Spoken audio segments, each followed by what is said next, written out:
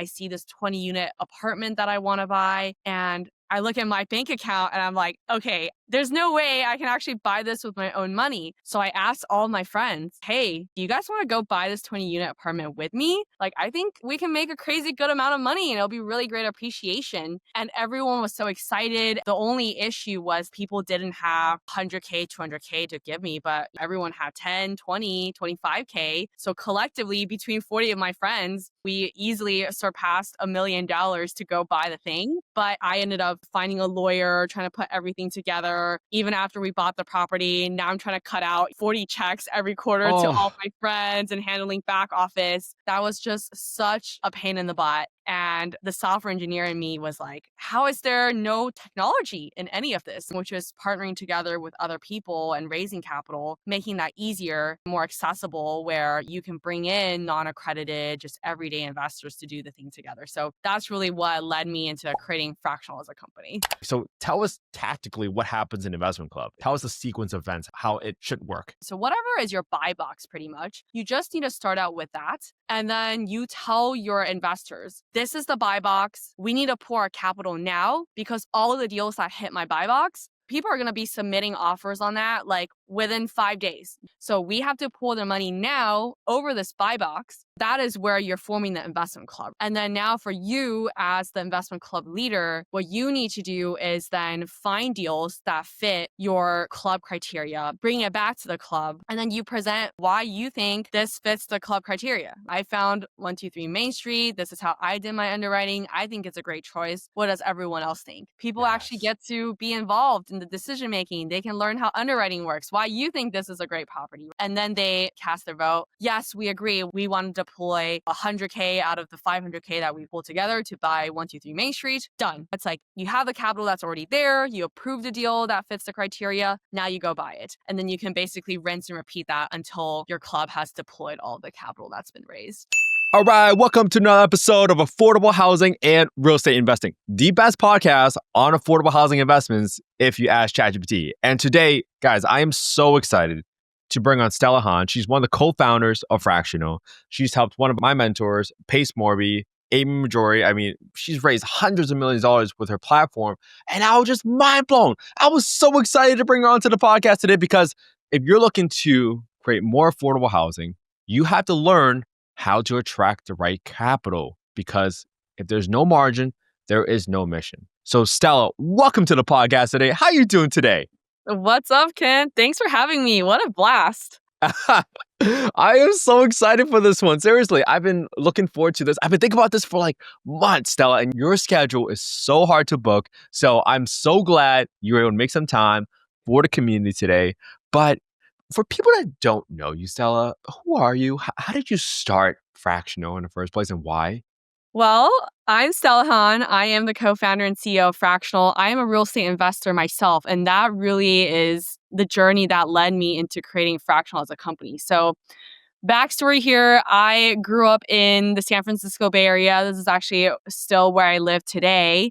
And I was very lucky where both of my parents, they were software engineers by trade, but they were flipping houses, as their passion project. So I was like the cheap Asian family labor, visiting, all the properties, covering my nose, painting, all of that kind of good stuff. But in all seriousness, I really do think it left and really planted a seed in me in terms of how I thought about my personal finances and wanting to create generational wealth with hard assets, another income stream.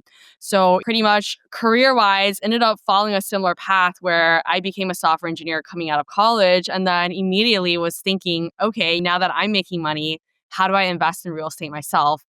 Unfortunately, it costs $1 million to buy a shack these days in the Bay Area. So that was not the kind of money that I had to get started.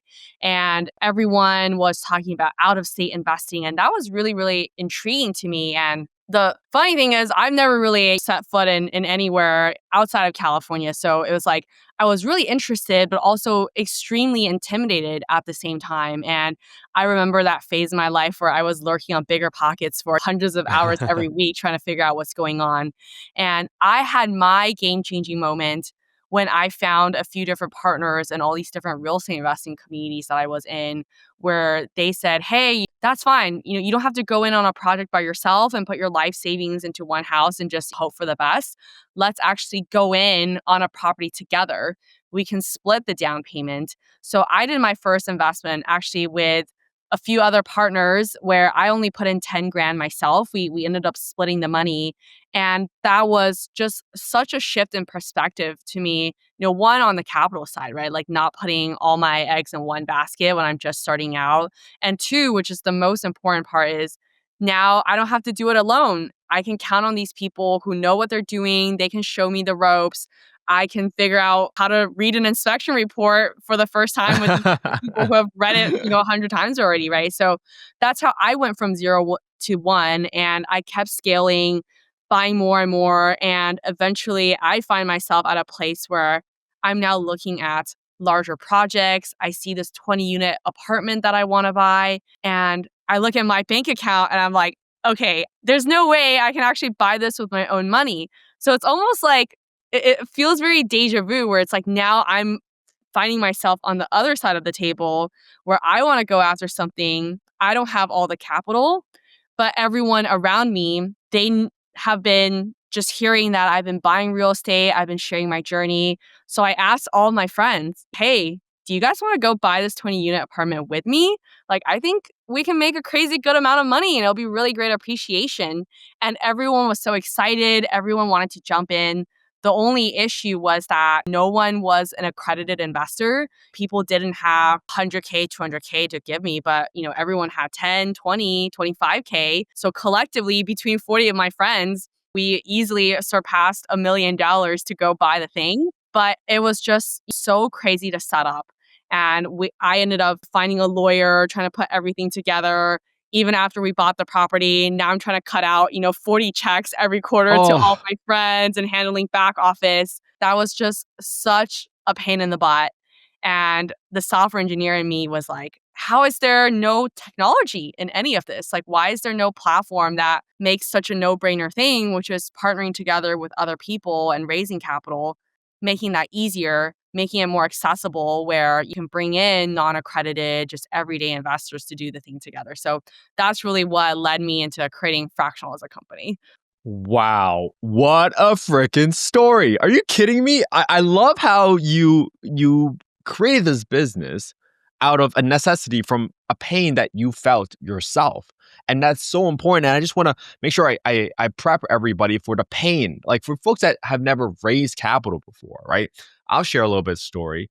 One of my first deals, I had $50,000 investment from one of my best friends since eighth grade. I had to put in $200,000 of my own money for an Airbnb. When I thought about it and I started creating that LLC, I started figuring out, oh my goodness, I have to pay a CPA to file taxes on this every single year. All these administrative costs just started adding up. And when you think about it, how do people make any money when they're trying to pull together capital to, I don't know, cash flow $100 or $200 on a property? It's almost impossible. So there's all this administrative work, all this overhead costs, but now you create a platform to kind of solve the administrative headache, but also to consolidate all the resources from all the friends. Like this is so impressive, Stella. I really love this. And tell us, when you formed Fractional, I mean, you must have had some hesitation, right? Obviously, you're like, is this real? Can this really work? Because all we hear in the real estate world is you have to be an accredited investor. You are typically just raising $50,000, $100,000 checks from certain folks.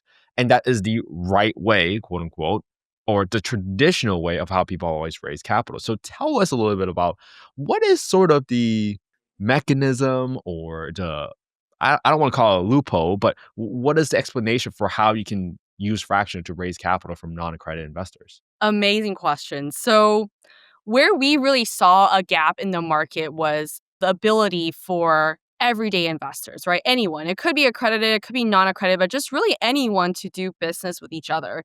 But then when you look at the traditional capital raising models, as you mentioned, right? Syndications, funds, those are extremely limited, and you have to be an accredited investor, meaning In layman's terms, you need to be a freaking rich person in order to invest in other people's deals and to participate. And as a capital raiser, that's also extremely limiting. That's not who your network is built out of. Or, you want to also bridge the gap and let other people, especially for all of us that are in a community, right? Like we are surrounded by people who want to up level each other and reach newer heights in their life. And we're all just normal human beings to start, right? And that's really where we saw a gap in the market is there's really no great model from a traditional capital raising perspective where you can really allow anyone to participate. And where we really saw the opportunity, interesting enough, is so in San Francisco, in the Bay Area, there is a concept of an investment club, which is actually the legal model that we use. And it is very common in the Bay Area from a startup investing perspective, where you see a lot of people, they will form an investment club with their family, friends, people in their network to pool their capital together. And then they end up evaluating different startups that are coming out of Silicon Valley. And they decide Oh. which one do we think is going to be the next Google or the next Facebook. We want to invest in those, right? So it's very collaborative in the sense where people are pooling their money together over a shared strategy. And then they look at the deal flow that they're getting together. And then collectively as a group, they say, hey, we think Bob's Donuts is going to be the next Google. Let's deploy a 250K check to Bob's Donuts, for example, right? So that is a concept that is very popular in a lot of colleges and in the Bay Area, for example. And an investment club is actually not a security. And that is really the magical piece is because it's not a security where the investors are active, you now don't have to deal with the traditional red tape of the SEC, where you have to file for a syndication or a fund, which is limited to accredited investors only. So that was pretty much the legal model that we adapted is this investment club model. And how we got conviction that this is really a thing that people truly wanted was I'm decently risk averse as a person. I would never just, pull the trigger out of thin air. So we wanted it to make sure this was something that people loved. We actually built kind of like a fake landing page describing what we wanted to offer, like who wants to form investment clubs and pool their capital with amazing operators, learn and earn how real estate investing works, where you can put in as little as 10K and form $1 million together with 100 people and go buy some really crazy good stuff. And just from that fake website, we had 2,000 people join our waitlist for something that Whoa. doesn't even exist yet. So that's like, holy shit, we're onto something. We need to go build this thing. So that's how we got the early conviction. Wow, that's so cool. And I'm so glad you applied some of the first principles from even software development. Like, don't spend all the time developing something if you never validated the demand. And you did here in this scenario. Because when I heard about this, I was like, oh, this is exciting. Because I have all these folks that are in affordable housing listening to this podcast right now that are thinking, it seems I want to help, right? I got time or I got energy or I got resources and I want to help a family or two. But it seems like the scale I can help people is gonna stop after one or two homes because you, just like you, Stella, you run out of capital. So how do you pull together all the capital? And now you brought up this idea of an investment club.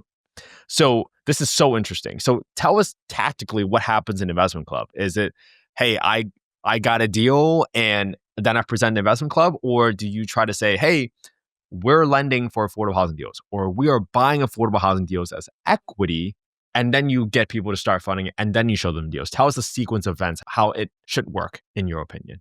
Yeah, great question. So, structure wise, it is really up to you. So, equity or lending, all of that is possible. We have people that want to co own as equity partners on co living properties. There's also people that want to pull together money to lend to co living operators. So, how you want to raise the money is really up to you. And I think it takes a lot of reflection on what structure works best for you and what structure is more interesting to the people, the investors in your network as well.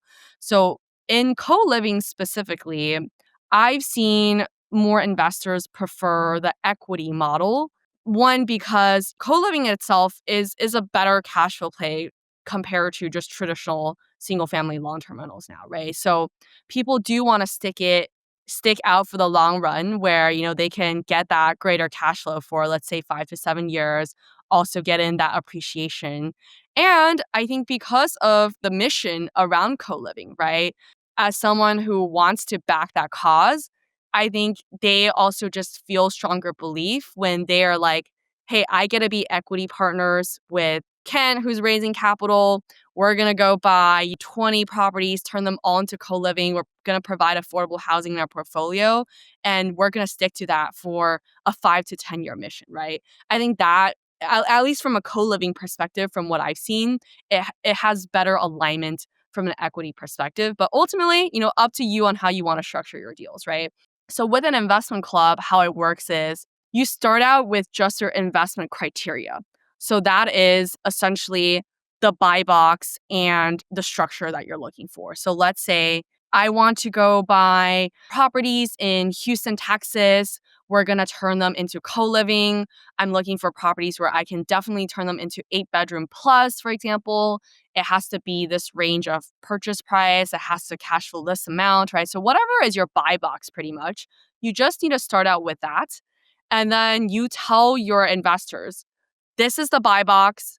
We need to pour our capital now because all of the deals that hit my buy box, people are going to be submitting offers on that like within 5 days. There is no time for me to go put an offer on the property first and then go raise the money because that timeline just doesn't work.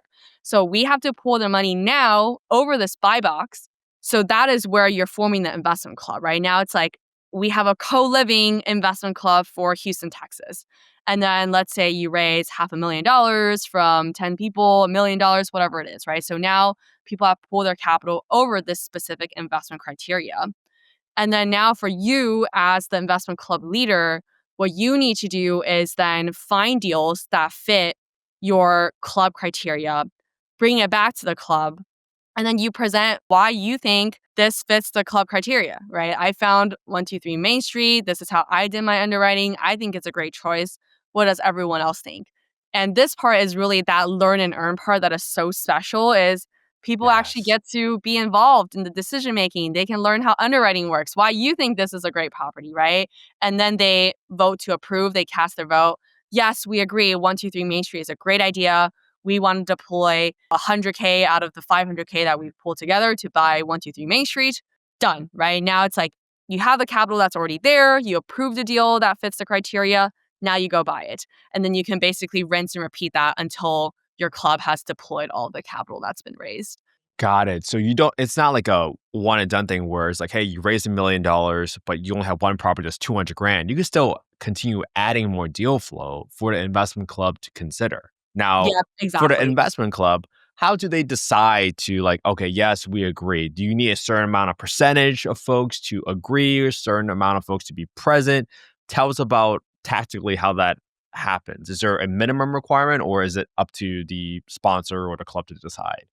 Yep. So we definitely want to ensure a baseline of active participation within a club Mm. for compliance purposes, right? So generally, we've found a really great balance around efficiency and participation. You don't want to be held up because one person in your club is on vacation, you can't reach the Right. committee. So what we usually do is usually people vote by percent ownership, so basically their capital in.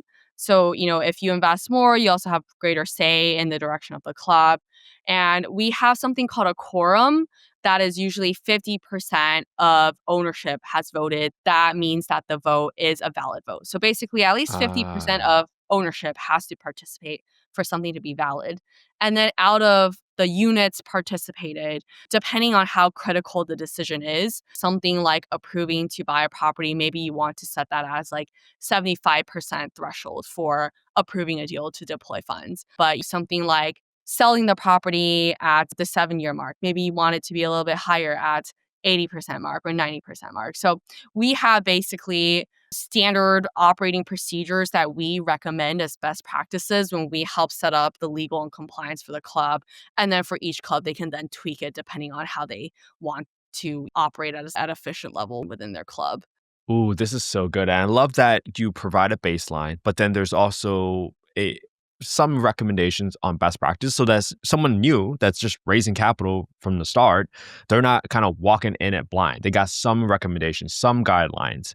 And I really want to jump into that point you talked about earlier about kind of selling the property, right? Sometimes you might need a higher vote percentage to allow or permit the sale to proceed.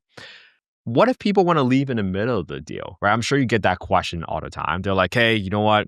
I put my equity into this deal, but I really want to cash out. I want to go buy a new beautiful home, whatever that might be.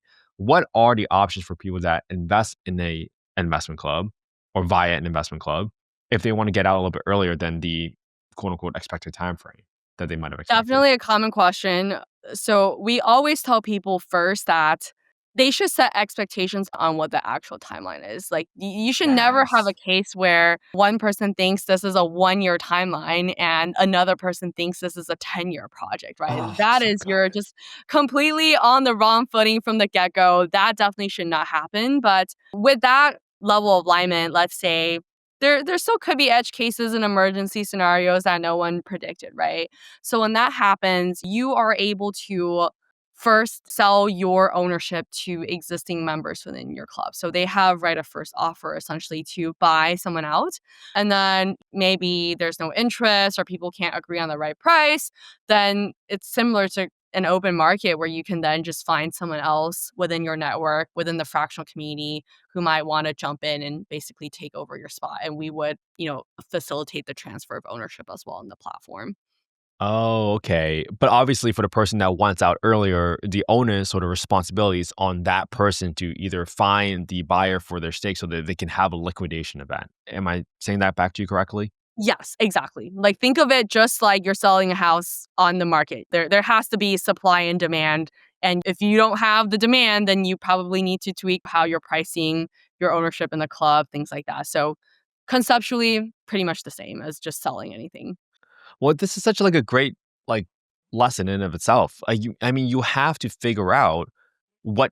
I mean, whenever I enter any partnership, I always talk about how the partnership is going to end. That's literally the first thing I talk about with my partners, because all partnerships end, whether that's death or by agreement or whether that's something that's not amicable. But if you set those expectations up front, which is exactly what Stella is recommending, then you try to avoid all these downstream issues that's going to clog up your energy, your time. And then now your mission of trying to help people with affordable housing goes down the drain because you spent all this time on some administrative headache. Had you just set the time in the beginning to have great conversations instead of rushing into it. Now, maybe one more technical question for you. Typically, do people get to decide how long they have to vote on a deal? Like if you present a deal, but someone's on vacation, you have 3 days to vote on it, on that deal. What does that look like? What have you seen work? Yeah, it really depends on what kind of assets the club is targeting. So, what we've seen, let's say a private money lending club, right, where people pool together money to lend to others. I've seen cases where that money needs to be sent to escrow 2 days later. Well, if that's the case, right, you don't have the luxury to sit around and think for 5 days. You gotta join the Zoom meeting, underwrite the stuff, or watch the recording, underwrite it on your own, and cast the vote within sometimes even a few hours. I've seen within a day, even. So things can move really quickly. It just really depends on what deal is coming up, how quickly it needs to move.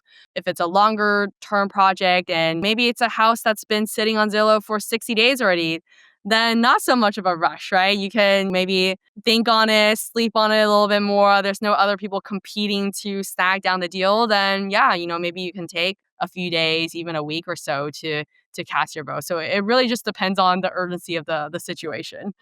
And that's the theme I've been hearing this entire podcast conversation with you, Stella. There's just so much flexibility. And I think this really opens people's eyes as they're listening right now to really think about it. Hey, is this the right fit for me? Because I know what's not the right fit.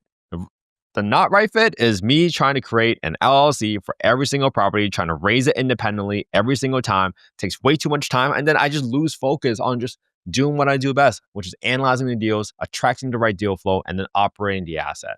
That's what I got to focus on, not all this other stuff. So, Stella, who is sort of the right people to be leveraging your platform? Is there like a minimum that they should be expecting to raise for it to make sense? What are your thoughts?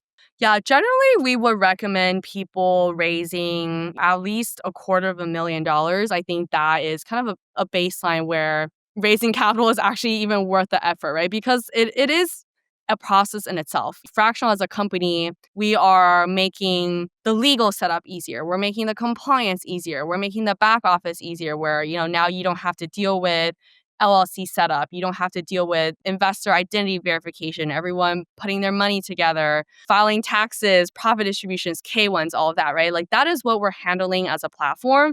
But the process of actually raising capital, which is you building relationships with all of your investors, hosting a Zoom call and pitching your idea, doing one-on-one follow-up calls, all of that is still mandatory in the capital raising process that you just can't have a platform do it for you, right? Because why do people invest with you is because they know, like, and trust you, right? So that is just the thing when it comes to capital raising, which does take work.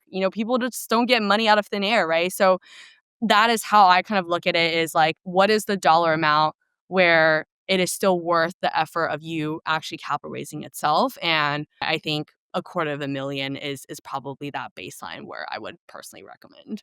Okay, people, listen up. If you're raising at least $250,000 for your affordable housing deals, you got to check out Fraction. You got to talk to Stella and her team. And so, Stella, I probably got one more parting question for you. And the genesis for this question is when I started this podcast 3 years ago, Stella, people have always said, Kent, what are you doing? Like, you're never going to solve this affordable housing problem. It's been going on for like 50, 100 years. And the first month I had the podcast, I had 17 views. I'm pretty sure that was just like my mom clicking on it the entire time. So thank you, mom, for supporting. But long story short, we got into like over 300,000 downloads. And more importantly, it's the right type of folks. They want to help.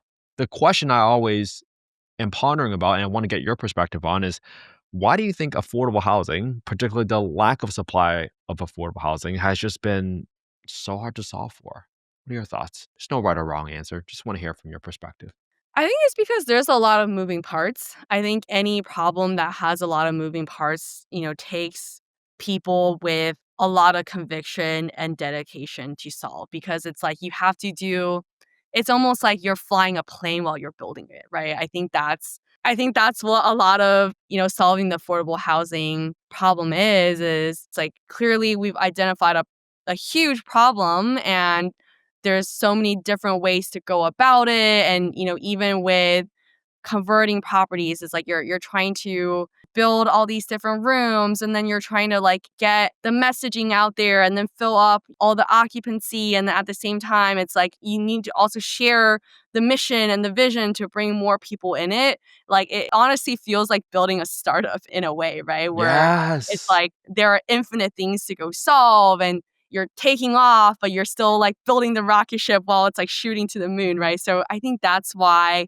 there is pushback, even from like a mental perspective, right? Of like how to unblock that for yourself as someone who is dedicated to that space. So, but on the That's flip side, I think that is the best kind of space to be in is when you know that you're building a rocket ship and it's going to take off and create so much impact for everyone.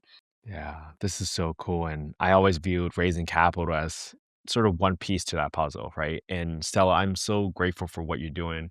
Without people like you creating platforms like this, that's being innovative, that's being disruptive, that's going to help solve this affordable housing problem. I'm just so grateful for people like you. Because without people like you, I would have never had the home I grew up in. So I'm just so grateful, Stella, that you're doing this right now. And I can't wait to work with you and your team on a future deal. I know that's going to happen at some point.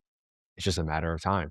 And so, Stella, for people that want to reach out to you or your team with questions or inquiries, how do they get in touch with you and your team? Well, I'm personally very active on Instagram. So everyone find me on Instagram. My handle is Hella Stella to keep it California for everyone. Yeah. Other than that, I am lurking on Fractional all the time. So go to fractional.app. That's where I'm there. My team is there. If you're looking to raise capital, definitely book a consultation call with us. We'd love to just learn the exact specifics of what people are working on. Every deal and every person is so unique and special. So reach out to us. We'd love to help and just create more impact for everyone on their real estate investing journey.